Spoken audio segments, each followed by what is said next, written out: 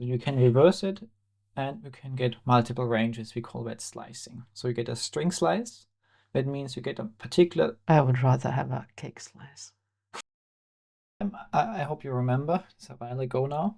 Mm-hmm. We were trying to look into like why does it make sense and how easy it is to get started with doing something with programming. And now the idea is to start with the basics and really get something going. Mm-hmm. So I have prepared a couple of slides and want to go over them together with you. In order to do this, let's jump right back. I think that's better like this. So the picture that you can see here on the screen, that snake, is actually the symbol of a Python programming language. And Python has a specific philosophy. Basically, you can import this and then you see the philosophy. Instead of reading it here on the slide deck, I think it's much more interesting to explore this directly hands-on. Okay? So let's move back where we started last time. We were exploring the tool PyCafe as an easy place to get started writing some code.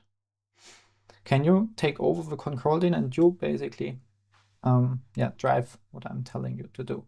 So let's click the Streamlit app as last time.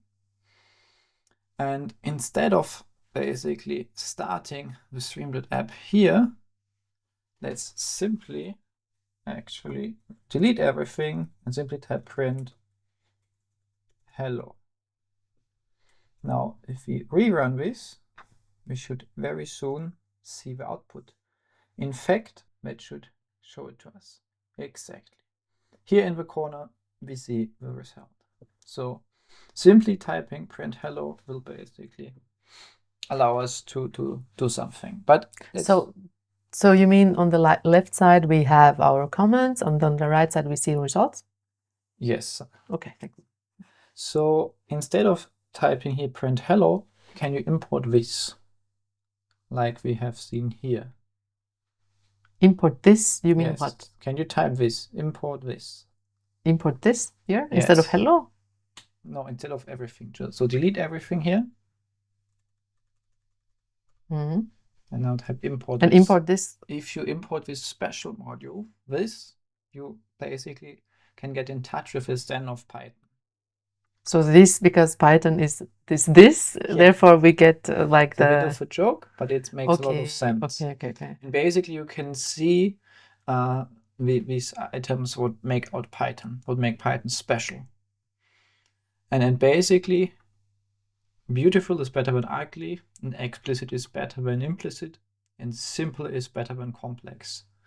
So these are the three main, let's say, pillars or items that make Python very, very useful, in particular also to newcomers like you are.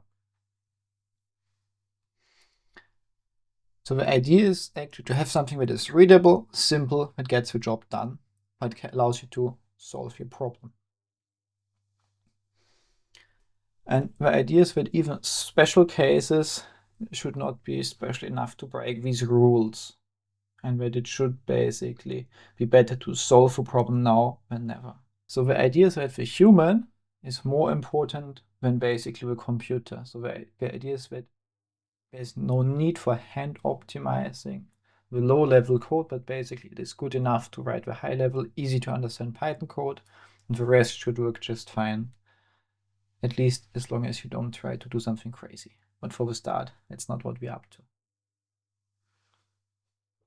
In different programming languages, like for example in Java, you may need a lot of boilerplate code, like you see here. Boilerplate code, so stuff that you're actually not really interested in. Order to type print in Java, you have to write all of the additional text here as well. Okay. But in Python, as you have seen before, you can simply type print and the text, and you're basically finished. So it's much more concise. So it requires less boilerplate code. Or in other programming languages like C++ here, it also takes a lot of additional text. However, in Python, as we have seen before, It's simply exactly what you want to say as a human being. So there's no need for this boilerplate to make the computer understand what you want to do. It's basically batteries included, everything simple. I mean, the same thing. We could also print, let's say, print 1 + 1, and the output that we get. Yeah, is would it be actually 2 or 1 + 1? Okay, okay. So, So in terms of words, it will give the specific word we type in, and in terms of a calculation or function, it gives the result, yeah? yes, you can use it to write a comment. So when we basically add this here, computer will not execute this line. So we can write this line is not executed.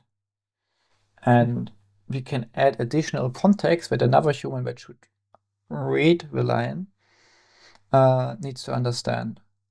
Maybe you have made certain assumptions, and then you can state them here so that another human who is working with this can easily follow them.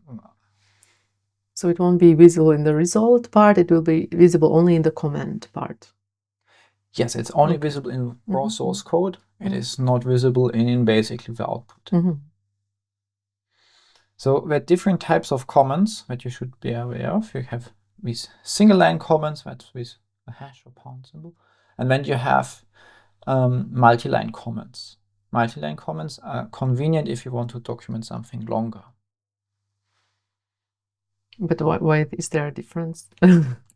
So why? Because basically the computer somehow has to understand that the comment is longer than a single line.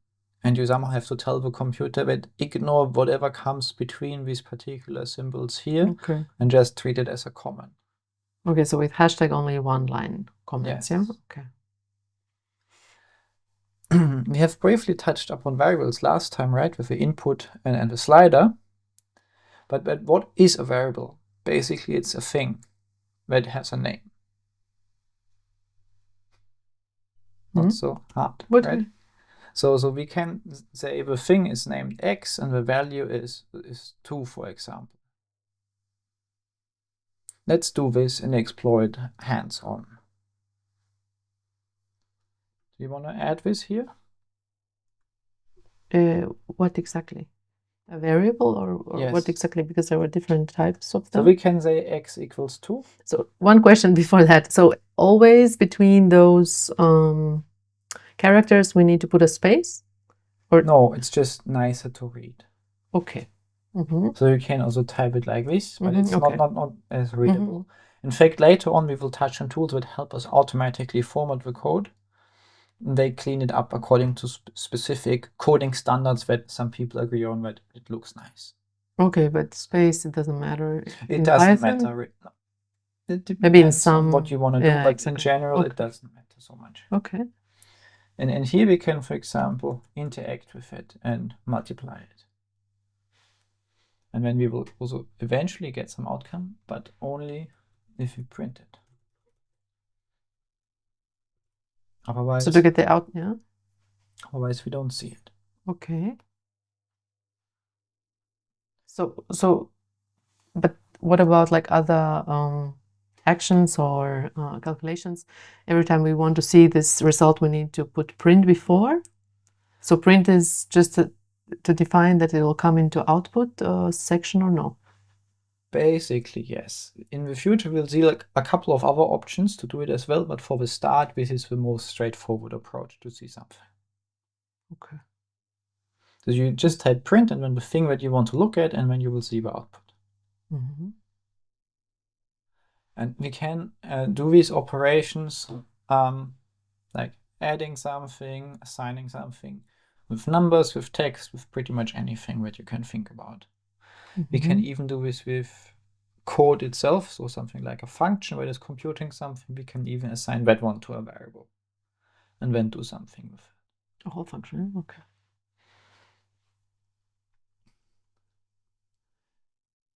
And some programming languages explicitly require you to set some type.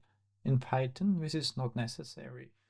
So as we have seen, right? What do you mean with my type? So some programming language require you to specify that X is a number.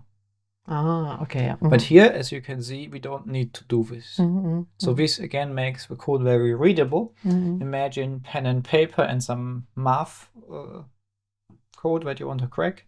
Python is pretty similar to that. So there's not necessarily so much additional fluff around it. mhm. And that can be neat for simple things in particular. However, types are not gone. Types are still here. So if we ask the computer what is the type of something, we will actually get it back.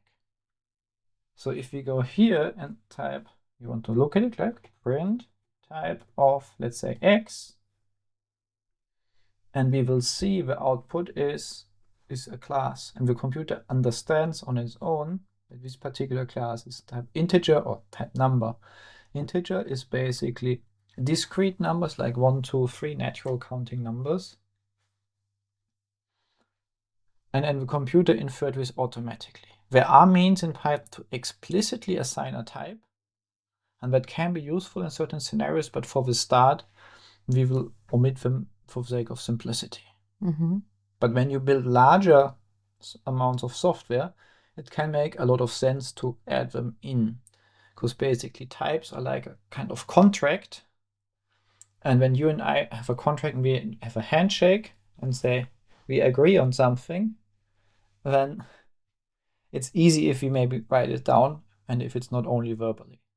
And the same goes for the types. It's easy to check later what the contract was about if you write this down with the types.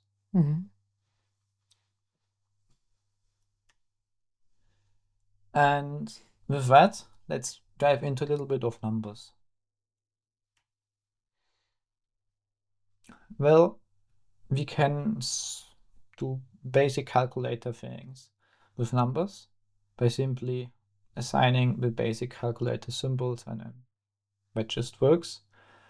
Let's not take too much time for this and rather explore it later hands-on, because I think that's quite clear for you. What is maybe less clear are things that a normal calculator doesn't show this way. Maybe it's something like this.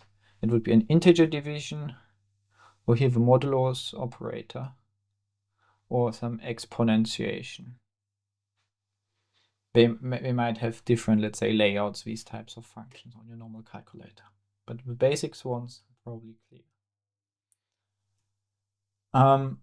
Boolean values are values that are either true or false. And we can have some algebra around them as well, and then have calculations. Or we can check certain values of them. Like, for example, here we can multiply them and see that the result is not true. You can see that some other result might be true, however. This allows us to check conditions. So in the past, we were talking about this example, right, where you have specific data sets, and maybe an energy plant is reporting their kilowatt hours. One of the preconditions might be a check that this is actually kilowatt hours, not kilowatt minutes or watt minutes or something else, but a specific type is matching, also semantically matching your expectations. And you could have some kind of automated check similar to what we see here, that is doing a quality assurance on the input data that you're processing in that Excel. And if you have that check, obviously the program or the Excel that you create will be more reliable later on, because it will automatically point out any inconsistencies or problems with the input. Well, and there's obviously text. Like, a lot of data is text.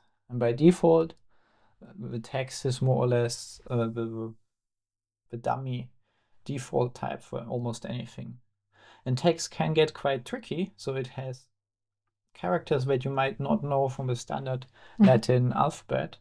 It can be invisible characters, even that sometimes hackers use to trick people, or characters that look like an A but are Cyrillic A and are similar for domain and typo-squatting topics. So it can be a bit tricky with characters, but in general, they look like you would expect them to look like, and operate in the same way like the numbers work. You can add and even multiply text. So what do I mean with multiply text? Well, if we say instead of x is 2 is hello, for example, we can now still multiply x. So one question, if we want to have our variable to be text, then we need to put it in this, how do you say emphasis? With quotes, yes, with the single quotes. Yeah, is it necessary so he understands this is our variable? Or Yes, so basically text could be a space and we could say hello Dina. And in particular for this reason it's important that it knows like the whole text should be this variable of x. And now as I told you, we can repeat it. What does it mean? We just multiply the text and then we concatenate the text here. 7 times, huh? Yes, 7 times. I mean, people should know your name now. Maybe 7 are watching, huh? Yes, and Dina is a really brave student, and I hope and over time you will learn something from me. Thanks. And eventually, maybe, yeah, be able to apply pieces of this to automate things that you're annoyed with. Yeah. So this is text, basically. But text is a culmination of characters. So for example, if we have a text like Arthur, we start by 0, and when we have these particular characters, they have all their index. What do you mean with we start by 0? So if we go here and say print x in the place of 0. Wait, in the place of 0? Yes. In the place of 0. But so with this, you mean that everywhere there's a 0, you put this variable, or what? No, what I mean is like these characters here, they are side of a list of characters, and together they form the string, right? Okay. And the first one, we give it the letter 0 or the digit 0. The next one, 1, and so on. So we start with 0, but otherwise we just count them and we can look at them individually. But these, wait, these two commands, print x is 0 and x instead of 1, these two define that the first character of the string is 0 and the last, what do you mean exactly? What we have done here? So basically we have defined that x is a specific, let me delete this so it's more clean. We have defined that x is this particular variable. Let's say your name, Dina. And now the first letter would be D and the second letter would be I. So if we want to manipulate the text and replace them or do something with that text, we need to access the individual characters, right? But you just said that the first character, you said is D. However, now you have written print x instead of 0. So why this 0? So basically the characters are a list. Yeah. So what do you mean? Yeah, D is the first one, second is I, and so on, yeah. Yes. And they're basically a list. And if you ever want to access the element in the list, you have to use this bracket notation to, we call this indexing, select that particular element from the list. So A is the 0 element and not the first. So here D is the 0 element or the first element? The first element is a 0 element. So we start by counting with 0 and we don't start by counting with 1. Okay. And we can then take the last element. The A is at position 3. It's the fourth element because we start by counting with 0. But then if you go one further, let's say 4, we should see an error and it tells us, oh, this doesn't work. We are too long now. These can actually go both ways and we can reverse this indexing as well. And we can even select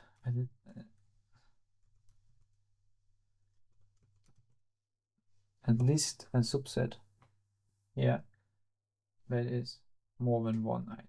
I'm curious because Arthur has actually 2, 4, yeah, it has 6 digits. No, but if it has 6 elements, so to say, then it should be only from 0 to 5. Why Yes. it's 6? This is why we wanted to demonstrate the error case that we had here. Okay. Cut out. No, it's okay, I guess, to keep that. Because everyone should learn, right? And these questions are not bad by any means. It's really important to ask these questions. So you can reverse it and you can get multiple ranges. We call that slicing. So you get a string slice. That means you get a particular... I would rather have a cake slice. Right now we just ate. Too much chocolate, huh? I didn't get any. Okay, so cut. No, but string slices are like cake slices, actually. That's a good analogy, Tina. And basically, you get a piece of a string. However, unlike cake slices that ideally are all equal in size and equally good in taste, it doesn't matter, not necessarily, but ideally, it doesn't matter which one you take. Here with the string slice, the position totally matters. It's really important because, as you can also see here, like depending on the position, you get a different result. Sometimes for non-ideal normal real cakes, it's the same. If you don't specify an end or start condition for these sliced cakes, then you basically get a bigger piece of it. So never specify, huh? That can be a convenient thing to do. And why there are 2 equality marks here? Because the idea is to show that this is the output. So you actually, if you would type it in, you wouldn't need to type 2, yeah? No, you don't need to do it. In fact, let's just try it and show it. So here, if you remove it like that, instead of IN of Dina, we would see Dean. Now I'm confused because I thought the D is the 0 character. This is the first and this is the second. But we asked to give the result until the 3rd element. So it, to my understanding, it should be the whole 3rd element, but it's 0, 1, and 2. So D is 0, I is 1, and N is 2. Exactly. But where's the 3rd one? No. It's until, it's not including, it's excluding the 3rd one. No, it's including the 3rd one, but it's excluding the 4th one. Like 3, we're starting to count from 0, so 3 would be referencing 4, right? Wait. Again, we start to count from the 0. Yes. Therefore... So D is 0, right? Yeah. I is 1. Yeah. And N is 2. Exactly. And A would be 3. Yeah. But here, we're going until 3. That means we exclude 3. This means we exclude A, the 4th element. We exclude 0, 1, 2, that is D, I, N, are included. And do you also have it like in math, that if you use this other bracket, then it's either including or excluding? In the math, it was like that. That is possible, and we will later see how to do this in more, let's say, complex scenarios. But here, the default option is sort of excluding it. You can even get a bit more complex and pass in a step size, but that's something I would say we skip for now. And you can convert between the types of values. So you can make a number to behave as if it was a string, or you can convert a string back into a number. That is actually really important. So again, let's come back to this example. The energy data, maybe one power plant is sending you a bit of messed up data, where they have mistyped some formatting, and then maybe they send you data like this, where the numbers are in the shape of a text value. And then you need to clean this up. I don't know how often you had to do stuff like this by hand in Excel, but I imagine even doing it once can be super daunting. And here you can easily automate this. But you have to be advised, if they put something here that is not a number, let's say at some other text value that cannot be passed to a number, then you will get an error message from the program. Yeah, this is it with the basic scalar values. That being said, do you have any questions before we move on to collections? We can move on, yeah. Okay, then let's look over into lists. Yeah, we will deep dive on them very soon. So we have already seen one type of list that was with string, where it sort of the string was implicitly a list of characters, but we can also construct our own lists. As you see here, 1, 2, 3, and put them into these curly with square braces. This is the array of a list, basically.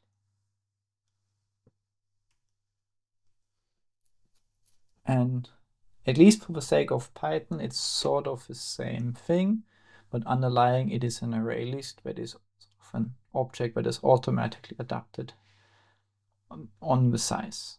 So there are other types of arrays that are more optimized, perhaps, but they're more complex and not the ones we will be looking at for the start. So for your purposes, you can always think square braces and items inside, but it's a list of all these cake pieces, cake slices.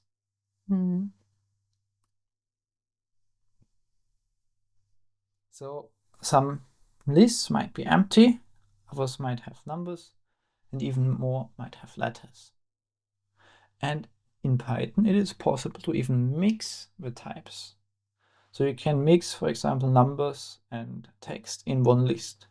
That can be quite tricky in more typed or more strongly typed programming languages, because they tell you this list is only supporting text and not numbers, or only supporting one of the types and not a combination. However, for someone using or consuming this list, it can be a bit simpler, because we can trust that this list has a well-defined type, right? So here, if you expect to get numbers and one element is a text, you might run into issues. And it's possible to add and remove those elements for the list. For example, here adding elements at the end, simply calling Where do you have it to at? append. So it's here at the bottom of the screen. Is this clear, or are there any? What do you mean with add? We can add the elements and then. Okay, let's try. Do I need to understand this? Let's do it. Let's do it hands-on. Let's say my list is Nina, Georg. So now if we want to append something, we can simply add it. And now the question is, Tina, what should we add here? So append means we want to add something to the list, yeah? Yes. Okay. I'm not English native, therefore for me it's good to explain this. So what should we add here? A child, maybe. So as you can see in the output, we start with a list where it is basically only containing you and me, and then we add a child. Yeah. Okay, so dot append is basically adding. As we have done before, we can also get elements from this list at a particular index or cake slice. Is this understandable for you? So we can sort of apply the same concept that we had before also to this list again. What do you mean with this? So we can again just like basically to say, okay, what was in this position? Yes. Which element was in this position? So we can take, for example, the 0 position. Okay, and that's me then. Dina. And then we will get you back, for example. Or we can take the range and get both of us. Yeah. So here you will see both of us. Yeah. And why 2 times actually? So this particular shell is printing twice because it's first of all keeping all the output that we had before. So you see all the old things from before. And twice will be printed here and here. So you have it, both of us, we add the child, and then we take the subset. So if we print 3 times, you would see us together with a child and then alone again. Because can you go back before you did? No. Before you added these things, before you added another time, where we just had two times Dina and Georg output. Yes, you can simply delete it here. What do you mean delete? But now it's still visible. Yes, this is the log. Basically, it contains all the things that we have done in the past. So it's not cleared. So when we rerun it, it doesn't self-delete the log. I think we might be if we able delete to. some, I think okay. you might be able to delete it somewhere, but I don't know. Okay. But very soon we will move away from PyCafe to something a bit more flexible, and where you will also be able to delete the log. It can sometimes be very convenient if you want to find a bug. Okay. Because here we saw, okay. Yes, that can totally be confusing if it keeps a log. I agree. Well, we covered the basic lists, and in similar fashion, you can have more complex lists that are nested. We'll see this in a minute. As said before, elements can be indexed. So for the nested list, we can have lists of lists. So we can, as you can see here, for example, we can have sublists as elements of a list. Is this understandable, Dina? So listed lists are nested lists. Yes. Okay. Listed lists. I like your analogies, like the cake slices, right?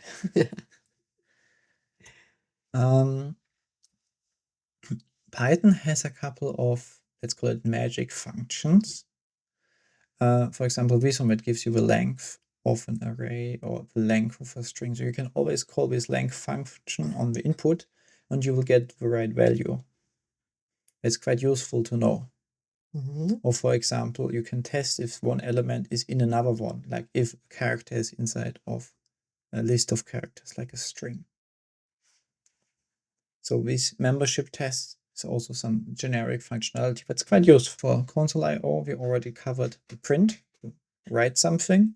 You can also ask the user for input, like for example, request the name, control flow. So if you want to control the flow of a program. What do you mean the flow of the program?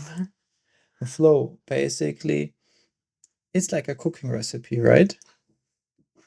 And if the water is hot, then you can boil the potatoes, and otherwise you have to wait a little bit longer until the water is hot. So you branch the instructions on what has to be done in what condition. Sequences, yeah. Yes, so you control the sequences basically. And this is how that looks like in Python. So if the water is hot, then you boil the potatoes. It's not super fancy.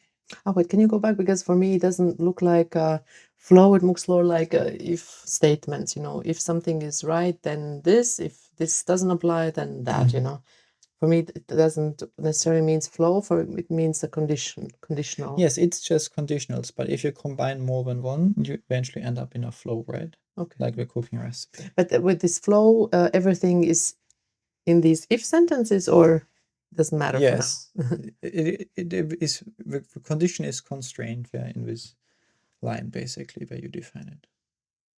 And do you have also other options than if, or yes, always there are other options. So, for example, there are possibilities to have other data structures and then perform key-based lookups. But if is one of the most easy options. And there is a possibility for loops, for example, to iterate over elements. But we will come to this soon. Okay. Yeah, you can basically have some harmonization on how your editor looks like, but let's dive on this later hands-on. If statements like this one are relevant if you have more complex control flow. But this is exactly what we just discussed a minute ago. So I think that should be rather clear. It's like a complex cooking recipe that I usually don't understand. And this elif, we currently don't need to know. Yeah, this we will see. Basically, this is just chaining the conditions. Chaining? So this is the first condition with the if. Yeah. And then if you have another condition that you want to evaluate, then that's else if or elif in short. And then the last, that's the catch all. If everything else didn't apply, then this one will happen. We could check, given a word, what is the reversed word? And if they are the same, we could say they are palindrome. This is a rather naive implementation, but still it gets the job done. There's a possibility to look at what variables are truthy or falsy. So for example, you can evaluate whether the Boolean value of none. What is bool? So we have discussed before, right? Boolean values true and false. Okay, this is the same. And this is sort of Okay. the same thing. So given Mhm. some input, you can evaluate if it's true or false. Loops, Dina. Well, we can iterate over items. So when you have a basket of cake slices, you eat them all, right? One after the other. At least this is what I would do. That's what normal people do, of course. Eat all of them. And this is what we can do here with the loop. Basically, we iterate and take the item from the iterable and then call a function, for example, and then do something with it. For example, consume it and eat it. Enjoy the job. We can generate lists of numbers, for example, numbers from a range here. And that can be useful if you want to iterate over the first 3 items, for example. Always keep in mind that this is 0 indexed. So it is including the lower bound and then excluding the upper bound. For loops can be stopped, for example, with a break condition. And then it will jump out of the loop before the loop has ended. Can you come again? For loops, what? So if you, assuming you eat all the cake slices, and you have 10 in the basket, but you only manage 3 because you're already full after 3 cake slices, well, then you have to break out of a loop, right? And stop eating the other 7. Okay. And this is the same thing, basically. And with continue, we can skip some statements, but in general, these two are not the easiest ones to handle, especially as things get more complex. Explanation about functions. Well, we can easily create a function that creates some parameters, like here function name, param1, param2, and then do something with the data. Let's explore a function here. Now, let's make a function that is multiplying, for example, the inputs. So we def multiply a and b, and we return a times b. Now we can print multiply Tina, for example, is, and we can also run multiply on numbers like that. And then we will see an output if we click rerun. Here we get it. So this is all that there is to functions, basically. And with the return statement, we ensure that the value gets returned to the caller. Assuming you only want to find prime numbers, then we could iterate over all the numbers and then check if it is prime and only if it is a prime number. Basically return the value. How do we check if a number is prime? Whether if we divide it with some numbers, whether there's left, how do you say this, left over? Yes, exactly. So there is no nothing left over. So we have all the cake is eaten, huh? You can basically take all the numbers that come before this number and check if any one of them would divide it. And if it would divide it cleanly without any remainder, then it is not a prime number, basically. So there are a lot of more topics to come. This was a brief dive about what we were looking at for now. And slowly we will look into more and more and get more hands-on.